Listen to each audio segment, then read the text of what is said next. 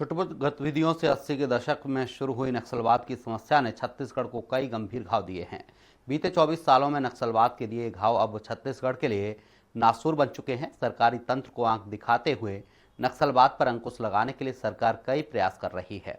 एक ओर सुरक्षा बल के जवान नक्सलियों से दो हाथ कर रहे, तो वहीं दूसरी ओर सरकार ने नक्सलियों को मुख्य धारा में जोड़ने के लिए नई पुनर्वास नीति तैयार की है, जिस पर राजनीति भी शुरू हो चुकी है। देखिए पुनर्वास नीति पर छिड़ी राजनीति पर रिपोर्ट। नक्सलियों को मुख्य धारा से जोड़ने की तैयारी, इसकी डेवलपमेंट कोर्स चलाएगी छत्तीसगढ़ सरकार। रहने खाने के लिए 3 साल की होगी व्यवस्था। प्रतिमाह 10,000 रुपए देगी साय सरकार।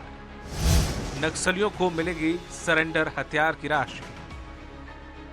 छत्तीसगढ़ से नक्सलवाद के खात्मे के लिए केंद्रीय गृह मंत्री अमित शाह ने मार्च 2026 का अल्टीमेटम दे दिया है।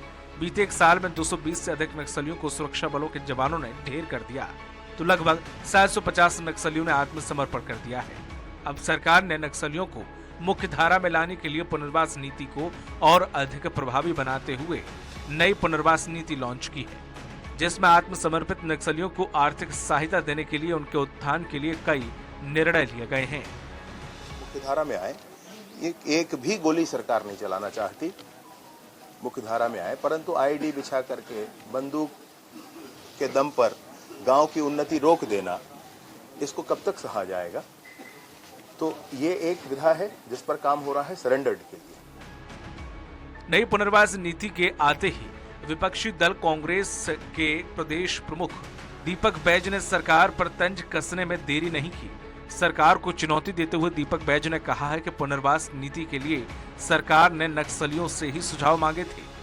बैज ने चैलेंज किया है कि सरकार में अगर हिम्मत है तो उन सुझावों को सार्वजनिक करे। अब ये लोग तो नक्सलियों से सुझाव मांग रहे थे, तो मैं तो पूछता हूँ गृह मंत्री जी से, कितना सुझाव आए जरा सार्वजनिक कर दे, और कौन कौन से सुझाव आए और उस सुझाव को उन्होंने कितना अमल किया।